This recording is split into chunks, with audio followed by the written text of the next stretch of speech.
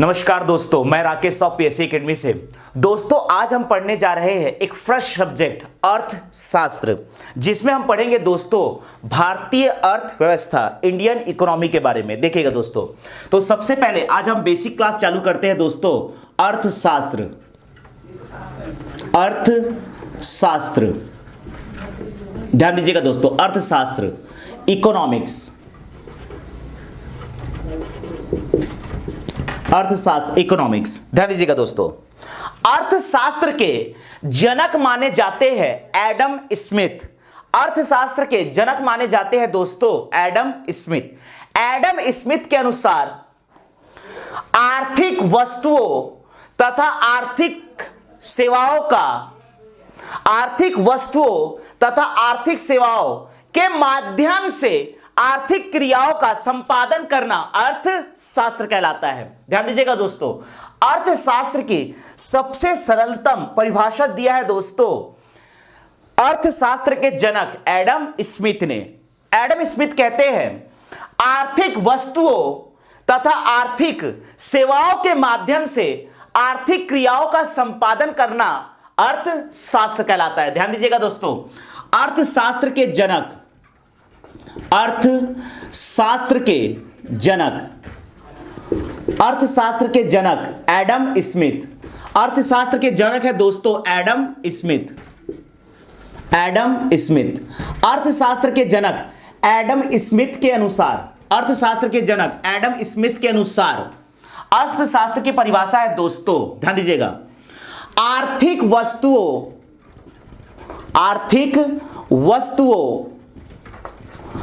व आर्थिक सेवाओं के माध्यम से, आर्थिक वस्तुओं व आर्थिक सेवाओं के माध्यम से, आर्थिक वस्तुओं व आर्थिक सेवाओं के माध्यम से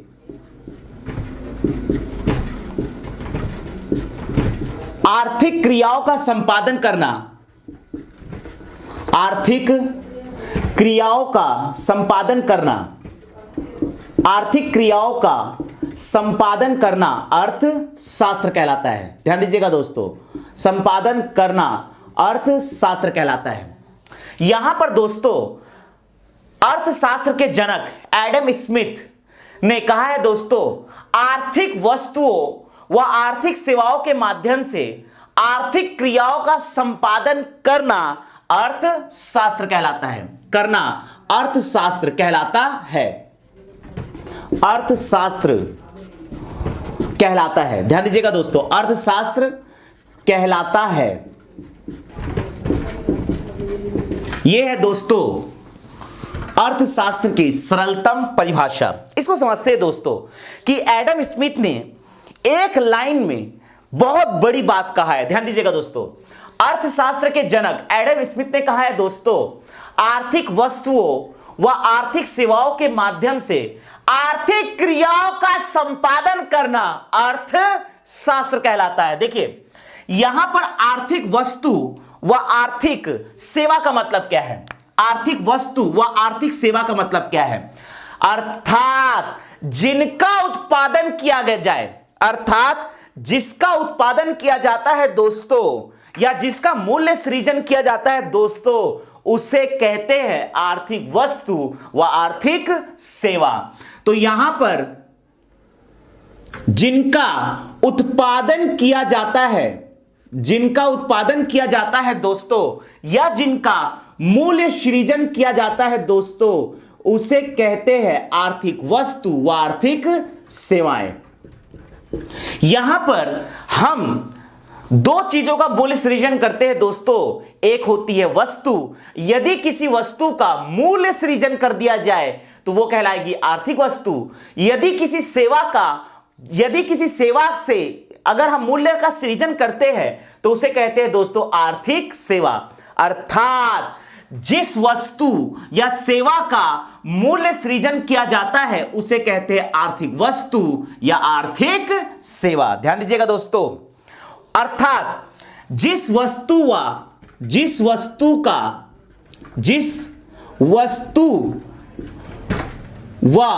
जिस सेवा का उत्पादन किया जाए और यहां पर उत्पादन से मतलब है दोस्तों मूल्य सृजन करना।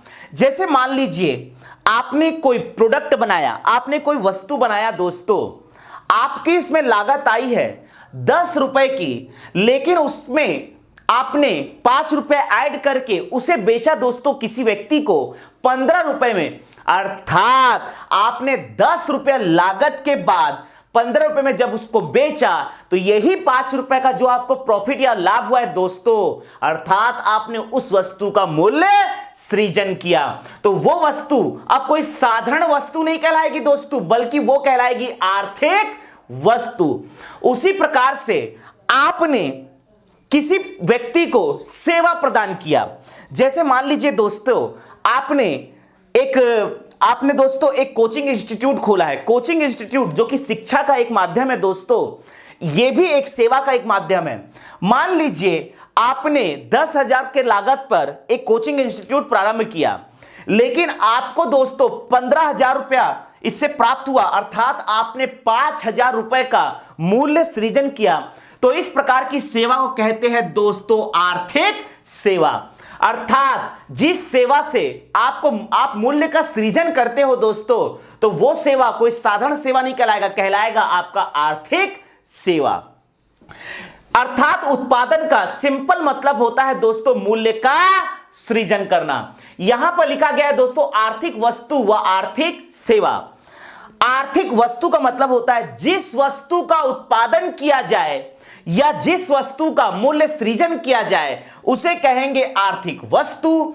आर्थिक सेवा का मतलब है जिस सेवा का उत्पादन किया जाए या जिस सेवा का मूल्य सृजन किया जाए उसे कहेंगे दोस्तों आर्थिक सेवा। यहां पर अब ध्यान दीजिएगा, यह है दोस्तों आर्थिक क्रियाएं। आर्थिक क्रियाओं का मतलब क्या होता है, ध्यान दीजिएगा। आर्थिक क्रिया का मतलब होता है दोस्तों मांग व पूर्ति। मांग व पूर्ति, ध्यान दीजिएगा दोस्तों, डिमांड एंड सप्लाई। देखिएगा, मांग का मतलब होता है यदि बाजार में, और यह क्रिया का संपादन होता है दोस्तों बाजार में, अर्थात मार्केट में, मार्केट स्पेस में। ध्यान दीजिएगा दोस्तों, यदि किसी वस्तु की मांग आती है और यदि आप उस वस्तु की पूर्ति करते हैं दोस्तों, तो यही क्रिया कहलाती है आर्थिक क्रिया। अर्थात मांग व पूर्ति के कंसेप्ट से जन्म होता है दोस्तों आर्थिक वस्तु व आर्थिक सेवाओं का। इसलिए कहा गया है कि आर्थिक वस्तु व आर्थिक सेवाओं के माध्यम से आर्थिक क्रिया अर्थात मांग व पूर्ति का संपादन करना आपका कहलाता है दोस्तों अर्थशास्त्र। ध्यान रखने वाली बात यह है कि मांग व पूर्ति हम इस प्रक्रिया को पूर्ण करते हैं दोस्तों बाजार में। बाजार वह स्थान होता है जहां मांग व पूर्ति की क्रिया का संपादन किया जाता है दोस्तों। तो इस प्रकार से अर्थशास्त्र के जनक एडम स्मिथ ने एक सरल परिभाषा दिया है दोस्तों अर्थशास्त्र का। आर्थिक वस्तुओं तथा आर्थिक सेवाओं के माध्यम से आर्थिक क्रियाओं का संपादन करना अर्थशास्त्र कहलाता है दोस्तों। आर्थिक वस्तु व आर्थिक सेवाओं का मतलब है जिस वस्तु का उत्पादन किया जाए या मूल्य सृजन किया जाए उसे आर्थिक वस्तु कहते हैं, जबकि जिस सेवा का उत्पादन किया जाए या उसका मूल्य सृजन किया जाए उसे आर्थिक सेवा कहा जाता है। आर्थिक क्रियाओं से मतलब है मांग व पूर्ति से, और बाजार से मतलब है दोस्तों जिस स्थान पर मांग व पूर्ति के आर्थिक क्रियाओं का संपादन किया जाता है दोस्तों उसे कहते हैं बाजार। अब हम देखने जा रहे हैं दोस्तों आर्थिक, ध्यान दीजिएगा दोस्तों, अब हम देखने जा रहे हैं दोस्तों अर्थव्यवस्था के क्षेत्र।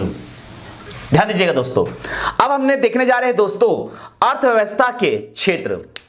ध्यान दीजिएगा, अर्थव्यवस्था के क्षेत्र देखिएगा, अर्थव्यवस्था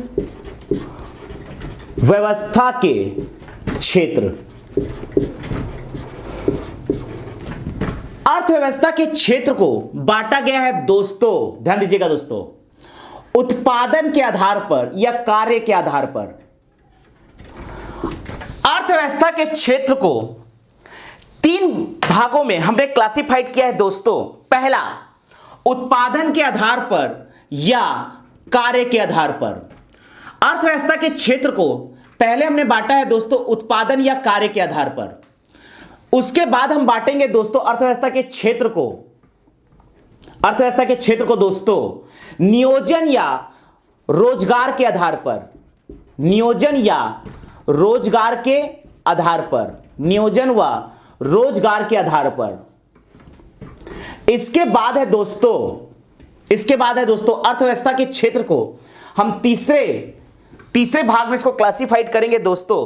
अर्थव्यवस्था के क्षेत्र को हम 3 प्रकार से देख रहे हैं। पहला उत्पादन या कार्य के आधार पर, दूसरा नियोजन या रोजगार के आधार पर, और तीसरा है दोस्तों स्वामित्व के आधार पर। तीसरा है दोस्तों स्वामित्व के आधार पर। ध्यान दीजिएगा दोस्तों, तीसरा है दोस्तों स्वामित्व के आधार पर। देखिएगा, उत्पादन के आधार पर हम अर्थव्यवस्था के क्षेत्र को 3 भागों में विभाजित करते हैं दोस्तों, जिसमें से पहला है, ध्यान दीजिएगा दोस्तों, जिसमें से पहला है दोस्तों प्राथमिक क्षेत्र, जिसको में से हम पहला कहते हैं दोस्तों प्राथमिक क्षेत्र। दूसरा है दोस्तों प्राइमरी सेक्टर, दूसरा है दोस्तों द्वितीयक क्षेत्र, दूसरा है दोस्तों द्वितीयक क्षेत्र सेकेंडरी सेक्टर, और तीसरा है दोस्तों तृतीयक क्षेत्र टर्सरी सेक्टर।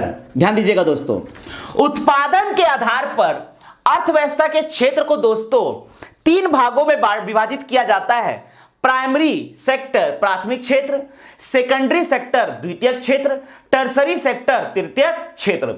इसको हम अभी आगे दोस्तों डिटेल में पढ़ते हैं।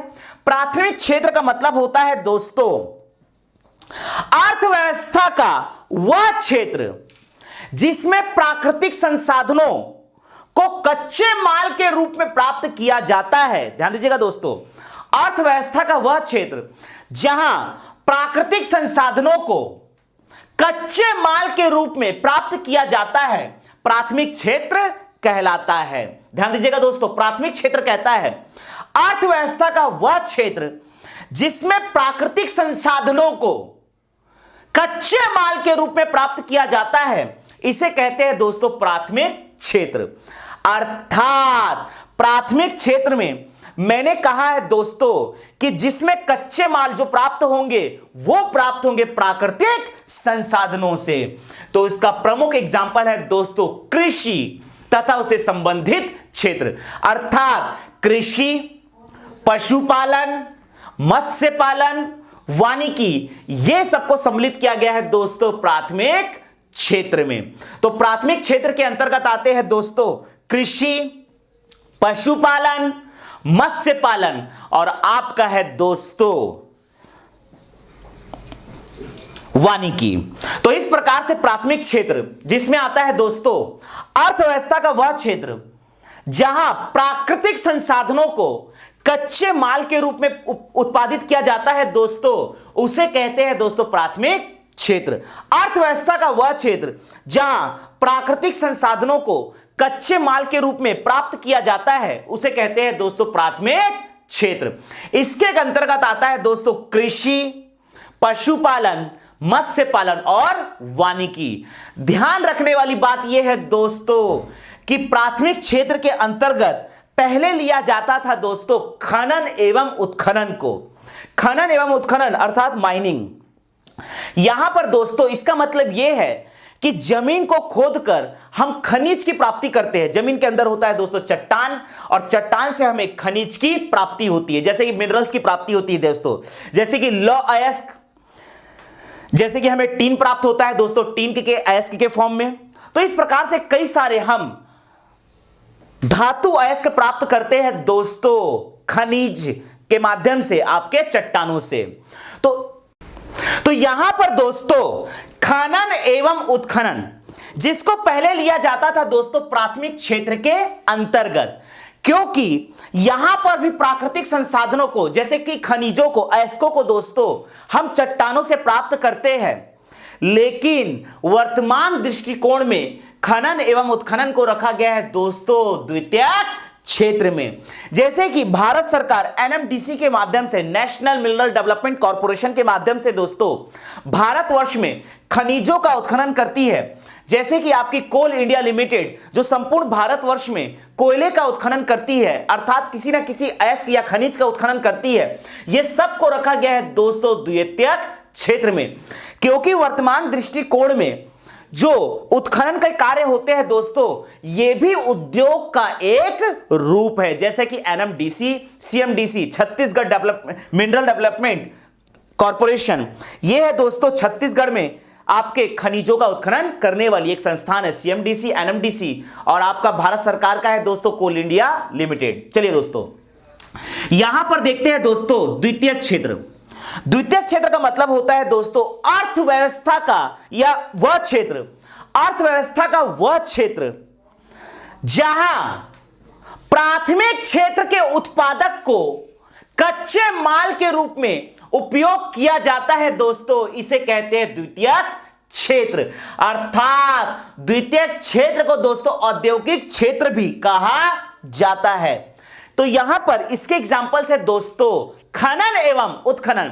जैसे कि मैंने आपको बताया कि पहले खनन एवं उत्खनन को रखा जाता था दोस्तों प्राथमिक क्षेत्र में, लेकिन वर्तमान में से रखा जाता है दोस्तों द्वितीयक क्षेत्र में। अर्थात खनन एवं उत्खनन है दोस्तों द्वितीयक क्षेत्र। तो खनन एवं उत्खनन द्वितीयक क्षेत्र के अंतर्गत है दोस्तों खनन एवं उत्खनन। इसके बाद है दोस्तों निर्माण। निर्माण का मतलब होता है कंस्ट्रक्शन, जैसे बिल्डिंग निर्माण करना, उद्योग का निर्माण करना। विनिर्माण मैन्युफैक्चरिंग, जैसे कि वस्त्र निर्माण कंपनी, आपकी लौह एवं इस्पात उद्योग, साबुन उद्योग, जितने भी उद्योग है दोस्तों वो सब आएंगे आपके द्वितीयक क्षेत्र में जो मैन्युफैक्चरिंग कर रही है। इसके अतिरिक्त द्वितीयक क्षेत्र में आता है दोस्तों विद्युत उत्पादन, जल एवं गैस आपूर्ति। तृतीयक क्षेत्र में आता है दोस्तों अर्थव्यवस्था का वह क्षेत्र जहां विभिन्न प्रकार की सेवाओं का सृजन किया जाए। अर्थात तृतीयक क्षेत्र पूर्णता है दोस्तों सेवा क्षेत्र। जैसे कि इसका एग्जांपल है दोस्तों बीमा कंपनी, बैंकिंग, शिक्षा, चिकित्सा, पर्यटन, परिवहन एवं संचार, व्यापार एवं भंडारण, ये सब आती है दोस्तों तृतीयक क्षेत्र के अंतर्गत। अब हम देखने जा रहे हैं दोस्तों नियोजन एवं रोजगार के आधार पर अर्थव्यवस्था के क्षेत्र। तो इस प्रकार से नियोजन या रोजगार के आधार पर अर्थव्यवस्था के दो प्रकार के क्षेत्र होते हैं दोस्तों, जिसमें से पहला है आपका संगठित क्षेत्र, जिसमें से पहला है आपका दोस्तों संगठित क्षेत्र, दूसरा है दोस्तों असंगठित क्षेत्र। असंगठित क्षेत्र, ध्यान दीजिएगा दोस्तों, नियोजन एवं रोजगार के आधार पर दोस्तों अर्थव्यवस्था के दो क्षेत्र है, संगठित क्षेत्र और दूसरा है दोस्तों असंगठित क्षेत्र। देखिएगा संगठित क्षेत्र का मतलब होता है दोस्तों ऐसा कोई भी संस्थान जिसका सरकार के द्वारा पंजीयन किया गया हो, ऐसा क्षेत्र कहलाता है दोस्तों संगठित क्षेत्र। अर्थात यहां पर कार्य करने वाले समस्त एम्प्लॉइज या समस्त कर्मचारी या मजदूर संगठित मजदूर या संगठित कर्मचारी कहलाते हैं। जबकि असंगठित क्षेत्र ऐसे कोई भी कार्य क्षेत्र जिसको गवर्नमेंट के द्वारा या सरकार के द्वारा पंजीकृत नहीं किया गया है, यह कहलाएंगे दोस्तों असंगठित क्षेत्र। तो असंगठित क्षेत्र में कार्य करने वाले कर्मचारी या मजदूर ये कहलाते हैं दोस्तों असंगठित कर्मचारी या असंगठित मजदूर। ध्यान दीजिएगा दोस्तों संगठित क्षेत्र में जो कर्मचारी होते हैं दोस्तों इनके जॉब को सिक्योर किया जाता है, सुरक्षित किया जाता है। जबकि असंगठित क्षेत्र में कर्मचारियों का जो जॉब होता है दोस्तों ये सिक्योर नहीं होता, ये सुरक्षित नहीं होता। अर्थात संगठित क्षेत्र में कर्मचारियों का जो जॉब होता है दोस्तों वो सुरक्षित व नियमित होता है, जबकि असंगठित क्षेत्र में कार्य करने वाले मजदूर या कर्मचारियों का जो जॉब होता है दोस्तों, जो कार्य होता है वह नियमित, वह अनियमित, वह असुरक्षित होता है। यहां पर असंगठित क्षेत्र में जो कार्य होता है दोस्तों ये जनरली वर्तमान दृष्टिकोण में ठेकेदारी व्यवस्था के अंतर्गत होता है। जबकि संगठित क्षेत्र में भी आता है दोस्तों सरकारी जॉब प्लस निजी कंपनियां, ऐसी निजी कंपनियां जो गवर्नमेंट के द्वारा बनाई गई पॉलिसी के आधार पर कार्य करती है और उनसे पंजीकृत रहती है, वैसी निजी कंपनियां भी आती है दोस्तों संगठित क्षेत्र के अंतर्गत। तो यहां पर संगठित क्षेत्र कहने का मतलब है दोस्तों, इसमें सरकारी कंपनियों के साथ साथ, सरकारी जॉब के साथ साथ दोस्तों आएगा निजी जॉब भी आएगा, प्राइवेट जॉब भी आएगा। निजी जॉब के साथ साथ जो सरकारी जॉब के साथ साथ दोस्तों प्राइवेट जॉब भी आएगा, गवर्नमेंट जॉब के साथ साथ प्राइवेट जॉब भी आएगा। जैसे सरकारी जॉब में आप ले सकते हैं दोस्तों एनटीपीसी, एनएमडीसी, छत्तीसगढ़ सरकार का सीएमडीसी, आपका एसईसीएल भारत सरकार का कोल इंडिया लिमिटेड के अंतर्गत, या निजी क्षेत्र में दोस्तों टीसीएस, इन्फोसिस, आपका टाटा में अगर आप काम कर रहे हैं दोस्तों, टाटा स्टील में, तो ये सब निजी कंपनियां भी आती है दोस्तों संगठित क्षेत्र के अंतर्गत। यदि आप किसी विश्वविद्यालय में कार्य कर रहे हैं या किसी महाविद्यालय में काम करते हैं दोस्तों, हालांकि अगर वो महाविद्यालय निजी है फिर भी उसे संगठित क्षेत्र माना जाता है। लेकिन असंगठित क्षेत्र, इसके अंतर्गत मुख्य तौर से आता है दोस्तों ठेकेदारी व्यवस्था। इसके अंतर्गत आता है दोस्तों ठेकेदारी व्यवस्था, अर्थात यहां पर कार्य करने वाले कर्मचारी या मजदूरों का जो जॉब होता है दोस्तों वह नियमित व सुरक्षित नहीं होता है। इसके बाद हम देखने जा रहे हैं दोस्तों स्वामित्व के आधार पर, ध्यान दीजिएगा दोस्तों, स्वामित्व के आधार पर अर्थव्यवस्था के क्षेत्र। स्वामित्व के आधार पर अर्थव्यवस्था के क्षेत्र देखते हैं दोस्तों, ध्यान दीजिएगा, स्वामित्व के आधार पर अर्थव्यवस्था के क्षेत्र। तो स्वामित्व के आधार पर अर्थव्यवस्था के क्षेत्र को दोस्तों तीन भागों में बांटा गया है। पहला है दोस्तों सरकारी, पहला है दोस्तों सरकारी, दूसरा है दोस्तों, पहला है दोस्तों सरकारी क्षेत्र, दूसरा है दोस्तों सार्वजनिक क्षेत्र। पहला है दोस्तों सरकारी क्षेत्र, दूसरा है दोस्तों सार्वजनिक क्षेत्र, दूसरा है दोस्तों सार्वजनिक क्षेत्र, और तीसरा है दोस्तों पूर्णतः निजी क्षेत्र। देखिएगा दोस्तों इन तीनों में क्या डिफरेंस है। यदि किसी कार्य क्षेत्र में 100% भागीदारी सरकार की हो तो इसे कहते हैं दोस्तों सरकारी क्षेत्र। यहां पर संपूर्ण स्वामित्व सरकार के पास होता है तथा सेवा भी दोस्तों सरकार देती है। सरकारी क्षेत्र का उदाहरण है दोस्तों डाकघर, Indian post office, railway, Indian railway, airport authority of India, ये सब आते हैं दोस्तों सरकारी क्षेत्र के अंतर्गत। जबकि सार्वजनिक क्षेत्र में दोस्तों 51% की भागीदारी होती है सरकार की, जबकि 49% की भागीदारी दोस्तों होती है निजी क्षेत्रों की। तो इस प्रकार से स्वामित्व प्राप्त होता है दोस्तों भारत सरकार को ही या छत्तीसगढ़ या किसी राज्य के सरकार को ही दोस्तों। सार्वजनिक क्षेत्र में 51% की भागीदारी होती है दोस्तों सरकार की, जबकि 49% की भागीदारी होती है दोस्तों निजी क्षेत्रों की। अर्थात यहां पर भी स्वामित्व प्राप्त होता है दोस्तों सरकार को और सेवा भी सरकार प्रदान करती है। जैसे कि सार्वजनिक क्षेत्र की कंपनियां आपकी सेल, भेल, गेल, आपकी ओएनजीसी, एनटीपीसी, ये सब है दोस्तों सार्वजनिक क्षेत्र की कंपनियां, जिसमें भारत सरकार का स्वामित्व है दोस्तों 51% का। निजी क्षेत्र जिसमें 100% स्वामित्व प्राप्त होता है दोस्तों किसी निजी व्यक्ति को, जैसे कि आपको ले सकते हो दोस्तों टीसीएस, इन्फोसिस, जितने भी, या टाटा स्टील, ये जितनी भी कंपनियां हैं दोस्तों ये सब कहलाती है निजी क्षेत्र की कंपनियां, जिसका संपूर्ण स्वामित्व प्राप्त होता है निजी क्षेत्र को। तो आज हम डिस्कस करने जा रहे हैं दोस्तों अर्थव्यवस्था के क्षेत्र। तो अर्थव्यवस्था के क्षेत्र को दोस्तों हम 3 भागों में डिवाइड करके पढ़ेंगे, जिसमें से पहला है दोस्तों उत्पादन के आधार पर अर्थव्यवस्था के क्षेत्र। देखिएगा दोस्तों, पहला है दोस्तों उत्पादन के आधार पर अर्थव्यवस्था के क्षेत्र। उत्पादन के आधार पर या कार्य के आधार पर अर्थव्यवस्था के क्षेत्र। उत्पादन के आधार पर अर्थव्यवस्था के क्षेत्र, अर्थव्यवस्था के क्षेत्र।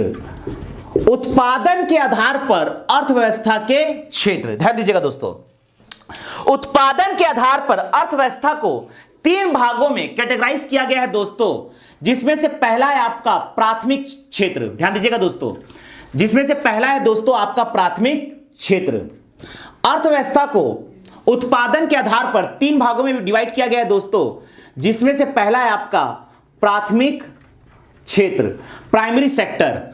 दूसरा है आपका दोस्तों द्वितीयक क्षेत्र, दूसरा है आपका दोस्तों द्वितीयक क्षेत्र।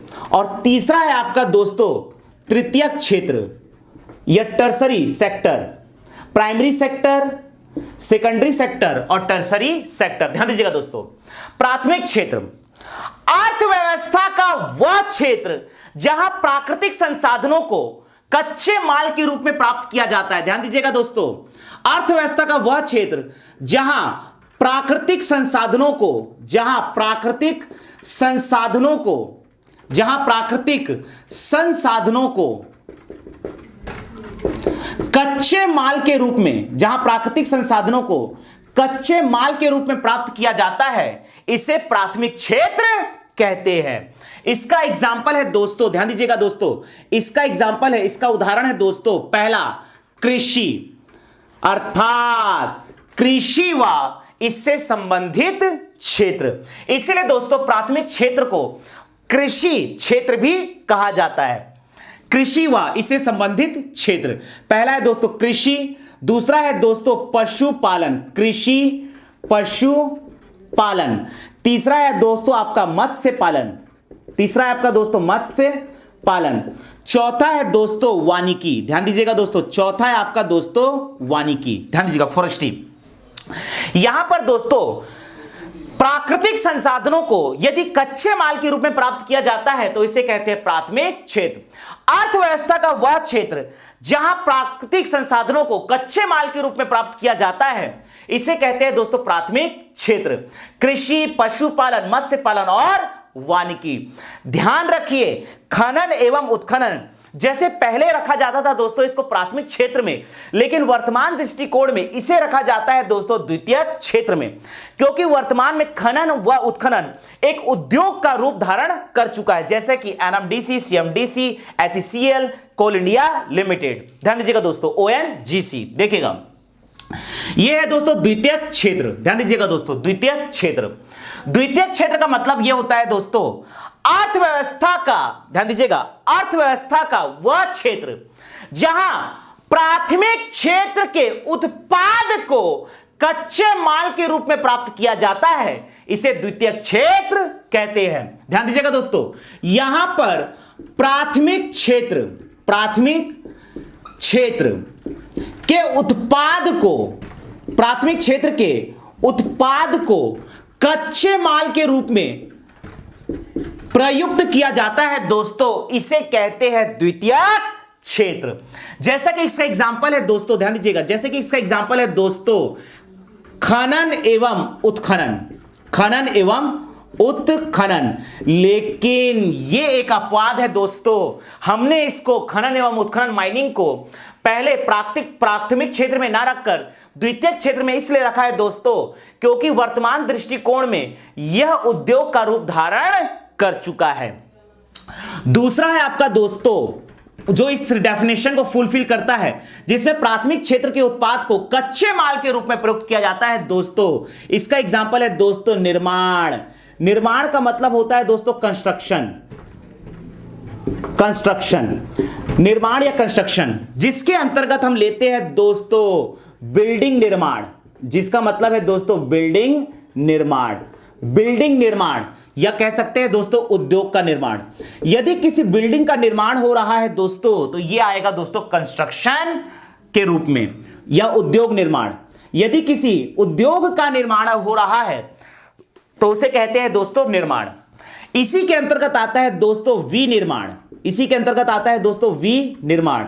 मैन्युफैक्चरिंग, अगर आप किसी चीज का मैन्युफैक्चरिंग कर रहे हैं दोस्तों तो उसे कहते हैं विनिर्माण। ध्यान दीजिएगा, जैसे कि आपने उद्योग के लिए बिल्डिंग तो बना लिया, अब इस उद्योग के अंतर्गत आप वस्त्र का निर्माण कर रहे हैं, वस्त्र उद्योग, जैसे है दोस्तों वस्त्र उद्योग, जैसे कि है दोस्तों लौह एवं इस्पात उद्योग, जैसे कि आपका है दोस्तों साबुन उद्योग।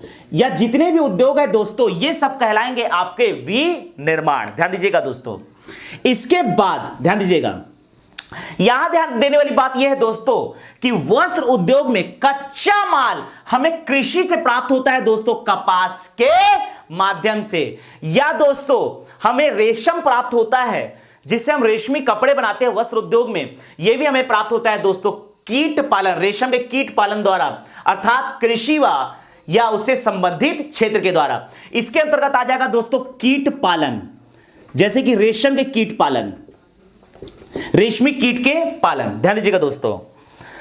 आगे बढ़ते हैं दोस्तों, यहां पर यह आपका है दोस्तों साबुन उद्योग, साबुन उद्योग। तो यह सब आता है दोस्तों आपके विनिर्माण के अंतर्गत। इसके अंतर्गत रखा गया है दोस्तों विद्युत, जैसे कि हमें विद्युत प्राप्त होता है दोस्तों एनटीपीसी के द्वारा, नेशनल, ध्यान दीजिएगा दोस्तों, एनटीपीसी के द्वारा, नेशनल थर्मल पावर कॉर्पोरेशन के द्वारा ये सब आता है दोस्तों, या हमें छत्तीसगढ़ सरकार के द्वारा जो विद्युत प्राप्त होता है सीएससीबी के द्वारा, ये आता है दोस्तों द्वितीय क्षेत्र के अंतर्गत। जैसे कि विद्युत, गैस, जैसे कि ओएनजीसी गैस प्राप्त होता है, जैसे कि एचपीसीएल, बीपीसीएल, ये सब आईओसीएल के द्वारा गैस प्रदान किया जाता है दोस्तों, जैसे कि एलपीजी, विद्युत गैस व जल आपूर्ति, वह दोस्तों जल आपूर्ति, यह हमें प्रदान किया जाता है दोस्तों द्वितीय क्षेत्र के अंतर्गत। अब हम देखने जा रहे हैं दोस्तों, जल आपूर्ति को हम ऐसे समझ सकते हैं दोस्तों, हमने नदी का जो जल है वो हमें प्राथमिक क्षेत्र से प्राप्त हुआ, लेकिन उसे हमने दोस्तों डैम बनाकर जल को रोका, बैराज के माध्यम से, नहर के माध्यम से होते हुए हमारे सिटी तक पेयजल की आपूर्ति होती है। तो जल की जो आपूर्ति होती है दोस्तों, इसे हमने द्वितीय क्षेत्र के अंतर्गत रखा है। अब हम देखने जा रहे हैं दोस्तों तृतीय क्षेत्र, अर्थव्यवस्था का वह क्षेत्र जहां विभिन्न प्रकार के सेवाओं का उत्पादन किया जाता है। अर्थव्यवस्था का वह क्षेत्र जहां विभिन्न प्रकार के सेवाओं का सृजन किया जाता है, इसे कहा जाता है दोस्तों तृतीयक क्षेत्र। ध्यान दीजिएगा दोस्तों, इसे कहते हैं दोस्तों तृतीयक क्षेत्र। यहां ध्यान देने वाली बात यह है दोस्तों कि यहां पर प्रोडक्ट के रूप में आता है दोस्तों सेवा। इसका एग्जांपल पकड़ते हैं दोस्तों, जैसे कि बैंकिंग, जैसे कि बैंकिंग प्रणाली, जो आपका बैंकिंग प्रणाली है दोस्तों, यह आता है सेवा क्षेत्र के अंतर्गत। बीमा कंपनियां, बैंकिंग बीमा कंपनियां, यह आता है दोस्तों सेवा क्षेत्र के अंतर्गत। आपका शिक्षा प्रणाली, शिक्षा, जैसे कि स्कूल, कॉलेज, ट्यूशन, इंस्टीट्यूट, ये सब आता है दोस्तों शिक्षा अर्थात सेवा के क्षेत्र के अंतर्गत, अर्थात तृतीय क्षेत्र के अंतर्गत। चिकित्सा आपका है दोस्तों चिकित्सा, इसी में पकड़ना है दोस्तों पर्यटन, पर्यटन भी एक सेवा क्षेत्र है। परिवहन, परिवहन, संचार, परिवहन, उसके बाद है दोस्तों कम्युनिकेशन, टेलीकम्युनिकेशन जो कंपनी है दोस्तों, जैसे कि जियो, आपका रिलायंस कम्युनिकेशन, ये सब आता है दोस्तों संचार के अंतर्गत। परिवहन, ओला, ये सब आता है दोस्तों आपके तृतीय क्षेत्र के अंतर्गत।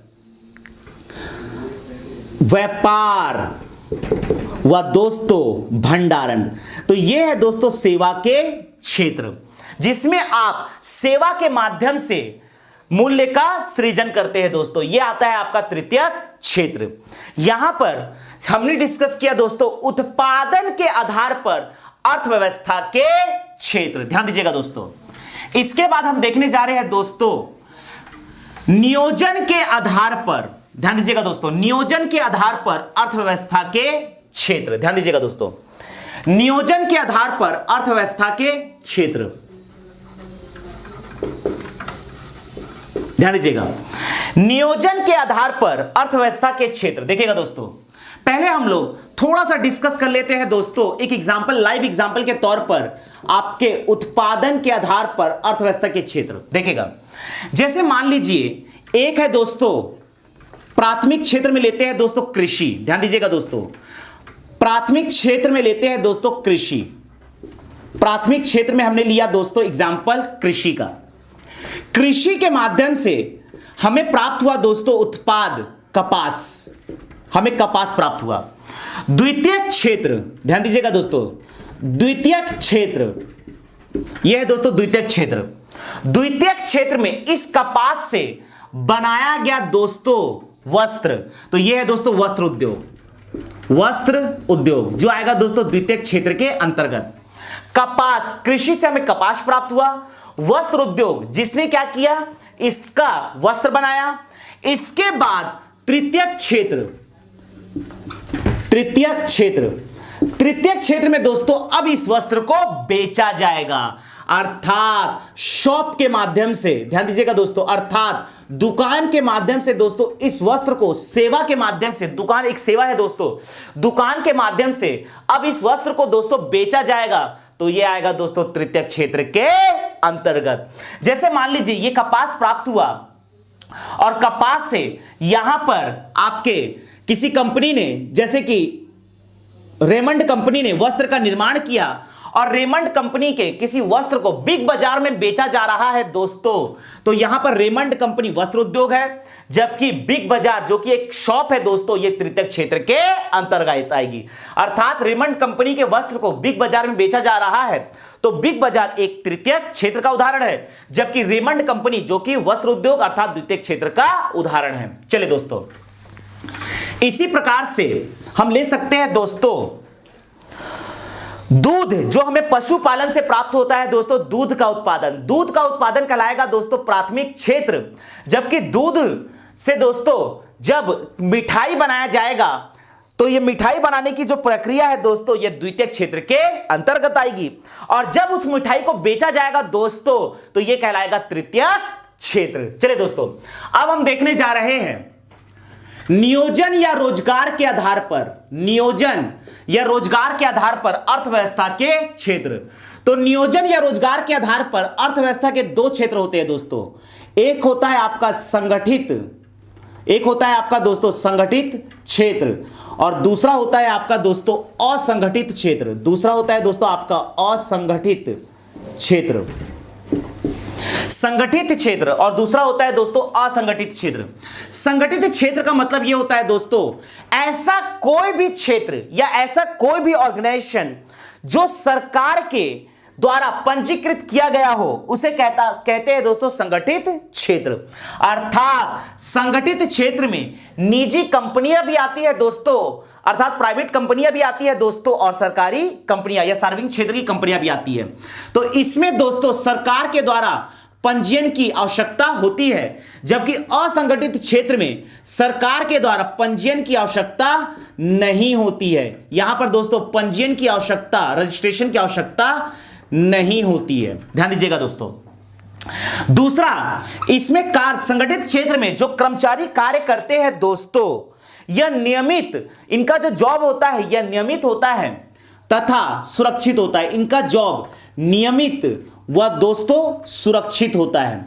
यहां पर कार्य करने वाले कर्मचारियों का या मजदूरों का जो जॉब होता है दोस्तों, यह नियमित व सुरक्षित होता है, जबकि असंगठित क्षेत्र में जॉब, कर्मचारियों का जॉब सुरक्षित व नियमित नहीं होता है, सुरक्षित व नियमित नहीं होता है, सुरक्षित व नियमित नहीं होता है दोस्तों, सुरक्षित व नियमित नहीं होता है दोस्तों। देखिएगा यहां पर संगठित क्षेत्र में आ सकते हैं दोस्तों किसी भी प्रकार की सरकारी कंपनियां या सार्वजनिक क्षेत्र की कंपनियां, या आ सकता है इसमें गवर्नमेंट जॉब, आपका पब्लिक सेक्टर का जॉब या प्राइवेट सेक्टर का जॉब आ सकता है। जैसे कि फॉर एग्जांपल दोस्तों, यदि आप भारत सरकार के फॉरेस्ट डिपार्टमेंट में काम करते हैं दोस्तों, अर्थात आपका जॉब सुरक्षित व नियमित है, अर्थात पंजीकृत है। जैसे कि आपका पकड़ सकते हैं दोस्तों सार्वजनिक क्षेत्र की कंपनियां, यदि आप सेल में काम करते हैं दोस्तों, सार्वजनिक क्षेत्र में सेल में काम करते हैं, तो भी आपका जॉब नियमित सुरक्षित है। यदि आप दोस्तों किसी निजी कंपनी टीसीएस, इन्फोसिस में काम करते हैं, तो यहां भी दोस्तों आपका जॉब सुरक्षित व नियमित माना जाता है। अर्थात कोई भी प्राइवेट सेक्टर की कंपनियां भी दोस्तों पंजीकृत होती है। लेकिन यदि कोई जॉब ठेकेदारी व्यवस्था के अंतर्गत आता है दोस्तों, तो ठेकेदारी व्यवस्था के अंतर्गत आने वाले जो जॉब होते हैं यह नियमित व सुरक्षित नहीं होते हैं। तो इस प्रकार के मजदूरों या कर्मचारी को हम कहते हैं दोस्तों असंगठित मजदूर या असंगठित कर्मचारी। चलिए दोस्तों, इसके बाद हम देखने जा रहे हैं दोस्तों स्वामित्व के आधार पर अर्थव्यवस्था के क्षेत्र, स्वामित्व के आधार पर अर्थव्यवस्था के क्षेत्र, ध्यान दीजिएगा दोस्तों, स्वामित्व के आधार पर अर्थव्यवस्था के दोस्तों तीन क्षेत्र होते हैं। पहला होता है सरकारी क्षेत्र, पहला होता है दोस्तों सरकारी क्षेत्र, पहला है आपका सरकारी क्षेत्र। दूसरा होता है दोस्तों आपका सार्वजनिक क्षेत्र, सरकारी क्षेत्र। दूसरा होता है दोस्तों सार्वजनिक क्षेत्र, और तीसरा होता है दोस्तों निजी क्षेत्र, तीसरा होता है दोस्तों निजी क्षेत्र। यहां पर ध्यान दीजिएगा दोस्तों, सरकारी क्षेत्र में जो स्वामित्व होता है, यह स्वामित्व जो होता है दोस्तों, ये 100% सरकार के पास होता है, अर्थात यहां पर स्वामी होता है दोस्तों सरकार। इसको ऐसे समझ सकते हैं दोस्तों, यदि सरकार के पास 100% स्वामित्व हो तथा सेवा जो प्रदान करे वह भी सरकार करे, तो यह कहलाता है दोस्तों सरकारी क्षेत्र। इसका एग्जाम्पल है दोस्तों भारतीय रेलवे, इसका एग्जाम्पल है दोस्तों भारतीय रेलवे, जो पूर्णतः भारत सरकार की प्रॉपर्टी है दोस्तों, और इसका सेवा का लाभ भी भारत सरकार देती है। भारतीय रेलवे, जैसे कि आप ले सकते हो दोस्तों airport authority of India limited, जैसे कि Indian post office, Indian post office, ये सब है दोस्तों, इन सब में 100% स्वामित्व है दोस्तों भारत सरकार का। लेकिन ऐसे क्षेत्र जिसमें 51% का जो हिस्सेदारी हो वो सरकार की हो, व 49% की भागीदारी निजी कंपनियों की हो या निजी क्षेत्र की हो, तो यह कहलाता है दोस्तों सार्वजनिक क्षेत्र की कंपनियां। इसमें सेवा का लाभ देती है दोस्तों सरकार, अर्थात यहां पर सबसे ज्यादा शेयर होता है, हिस्सेदारी होती है सरकार के पास, अर्थात सेवा भी सरकार प्रदान करती है। जैसे कि सार्वजनिक क्षेत्र की कंपनी है दोस्तों NTPC, NMDC, IOCL, HPCL, BPCL, ये जितनी भी कंपनियां हैं दोस्तों, नवरत्न कंपनियां या महारत्न कंपनियां, ये जितनी भी कंपनियां हैं दोस्तों, ये सब सार्वजनिक क्षेत्र की कंपनियां हैं। इसके बाद पकड़ना है दोस्तों निजी क्षेत्र। निजी क्षेत्र में 100% हिस्सेदारी होती है दोस्तों किसी निजी व्यक्ति की, इसलिए इसे कहते हैं दोस्तों निजी क्षेत्र। इसका एग्जांपल है दोस्तों टाटा स्टील, इसका एग्जांपल है दोस्तों टाटा स्टील, आपका टीसीएस इन्फोसिस, कॉग्निजेंट, परसिस्टेंट, ये जितनी भी कंपनियां हैं दोस्तों, ये सब है निजी क्षेत्र की कंपनियां। तो यहां पर हमने डिस्कस किया दोस्तों स्वामित्व के आधार पर अर्थव्यवस्था के क्षेत्र। अब हम देखने जा रहे हैं दोस्तों अर्थव्यवस्था का विभाजन, डिवीजन ऑफ इकोनॉमी। ध्यान दीजिएगा दोस्तों, अर्थव्यवस्था का विभाजन। इसके बाद अगला टॉपिक हम देखने जा रहे हैं दोस्तों अर्थव्यवस्था का विभाजन। देखिएगा अर्थव्यवस्था का विभाजन, ध्यान दीजिए दोस्तों, अगला टॉपिक हम देखने जा रहे हैं दोस्तों डिवीजन ऑफ इकोनॉमिक, अर्थ व्यवस्था का विभाजन, डिवीजन ऑफ इकोनॉमी। ध्यान दीजिएगा दोस्तों, अर्थव्यवस्था का विभाजन, इसे हम दोस्तों 3 भागों में डिवाइड करते हैं। पहला है आपका पूंजीवादी अर्थव्यवस्था, पूंजीवादी अर्थव्यवस्था, पहला है दोस्तों पूंजीवादी अर्थव्यवस्था। डिवीजन ऑफ इकोनॉमी को हम दोस्तों 3 भागों में डिवाइड करते हैं, कैपिटलिस्ट इकोनॉमी, पूंजीवादी अर्थव्यवस्था। दूसरा है दोस्तों सोशलिस्ट इकोनॉमी, समाजवादी अर्थव्यवस्था, समाजवादी अर्थव्यवस्था, सोशलिस्ट इकोनॉमी। कैपिटलिस्ट इकोनॉमी, पूंजीवादी अर्थव्यवस्था, सोशलिस्ट इकोनॉमी, समाजवादी अर्थव्यवस्था। और तीसरा है दोस्तों मिश्रित अर्थव्यवस्था, मिक्स्ड इकोनॉमी। ध्यान दीजिएगा दोस्तों, तीसरा है आपका मिक्स्ड इकोनॉमी, मिश्रित अर्थव्यवस्था। ध्यान दीजिएगा दोस्तों, कहानी को आगे बढ़ाते हैं। देखिए यहां पर अर्थव्यवस्था को 3 भागों में विभाजित किया गया है, पूंजीवादी अर्थव्यवस्था, समाजवादी अर्थव्यवस्था, मिश्रित अर्थव्यवस्था, कैपिटलिस्ट इकोनॉमी, सोशलिस्ट इकोनॉमी और मिक्स्ड इकोनॉमी। ध्यान दीजिएगा दोस्तों, यहां पर बिंदु जिस पर हम डिस्कस करेंगे, इसकी परिभाषा क्या है दोस्तों, ध्यान दीजिएगा। या पूंजीवादी अर्थव्यवस्था का उद्देश्य क्या है? ध्यान दीजिएगा, पूंजीवादी अर्थव्यवस्था का उद्देश्य क्या है? पूंजीवादी अर्थव्यवस्था का मुख्य उद्देश्य होता है दोस्तों लाभ अर्जित करना, लाभ अर्जित करना। पूंजीवादी अर्थव्यवस्था का मुख्य उद्देश्य होता है दोस्तों लाभ अर्जित करना। पूंजीवादी अर्थव्यवस्था का मुख्य उद्देश्य होता है दोस्तों लाभ अर्जित करना। और यहां पर जो स्वामित्व होता है दोस्तों ये होता है निजी क्षेत्रों का। पूंजीवादी अर्थव्यवस्था का मुख्य उद्देश्य होता है दोस्तों लाभ का सृजन करना, लाभ अर्जित करना, और यहां पर स्वामित्व प्राप्त होता है दोस्तों निजी क्षेत्रों को। यह जो पूंजीवादी अर्थव्यवस्था है यह अवधारणा है दोस्तों विकसित देशों की, यह अवधारणा है दोस्तों विकसित देशों की, यह अवधारणा है दोस्तों विकसित देशों की। और सबसे पहले विश्व में पूंजीवादी अर्थव्यवस्था को अपनाने वाला देश है दोस्तों, प्रथम देश जिसने पूंजीवादी अर्थव्यवस्था को अपनाया है यह है दोस्तों आपका यूनाइटेड स्टेट्स ऑफ अमेरिका। यह आपका है दोस्तों United states of America. America पहला देश था जिसने पूंजीवादी अर्थव्यवस्था को अपनाया। वर्तमान में दोस्तों इसके कई देशों के उदाहरण है दोस्तों। आपका पहला तो हो गया यूनाइटेड स्टेट ऑफ अमेरिका, आपका ले सकते हैं स्विट्जरलैंड, अर्थात स्विट्जरलैंड पूंजीवादी अर्थव्यवस्था को अपनाता है। इसी प्रकार का है दोस्तों आपका जापान जिसने अपनाया है पूंजीवादी अर्थव्यवस्था को। ध्यान दीजिएगा दोस्तों। दूसरा देखते हैं दोस्तों सोशलिस्ट इकोनॉमी। सोशलिस्ट इकोनॉमी का मतलब होता है समाजवादी अर्थव्यवस्था। इसका मुख्य उद्देश्य होता है दोस्तों समाज का कल्याण करना। इसका मुख्य उद्देश्य होता है दोस्तों समाज का कल्याण करना, अर्थात यहां पर दोस्तों एक कल्याणकारी संस्था की स्थापना करना। समाजवादी अर्थव्यवस्था का मुख्य उद्देश्य होता है दोस्तों समाज का कल्याण करना, और यहां पर जो स्वामित्व प्राप्त होता है दोस्तों यह सार्वजनिक क्षेत्र को होता है। यहां पर स्वामित्व प्राप्त होता है दोस्तों सार्वजनिक क्षेत्रों को। इसकी अवधारणा होती है दोस्तों कल्याणकारी देशों की। कल्याणकारी देशों की अवधारणा होती है दोस्तों समाजवादी अर्थव्यवस्था की, जिसका मुख्य उद्देश्य होता है समाज का कल्याण करना, अर्थात यहां पर स्वामित्व प्राप्त होता है दोस्तों सार्वजनिक क्षेत्रों को। यह कल्याणकारी देशों की अवधारणा है।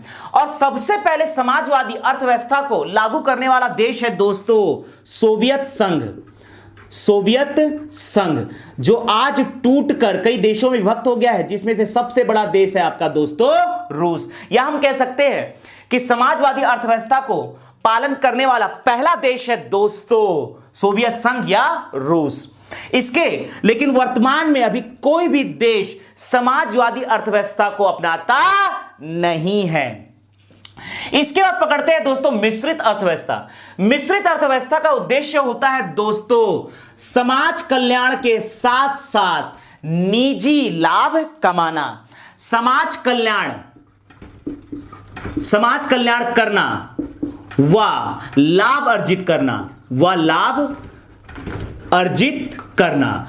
मिक्स्ड इकोनॉमी का उद्देश्य होता है दोस्तों समाज कल्याण के साथ साथ लाभ अर्जित करना, और यहां पर स्वामित्व होता है दोस्तों सार्वजनिक क्षेत्र के साथ साथ निजी क्षेत्र को। सार्वजनिक क्षेत्र के साथ साथ दोस्तों निजी क्षेत्र को, यहां पर स्वामित्व प्राप्त है दोस्तों सार्वजनिक क्षेत्र के साथ साथ निजी क्षेत्र को।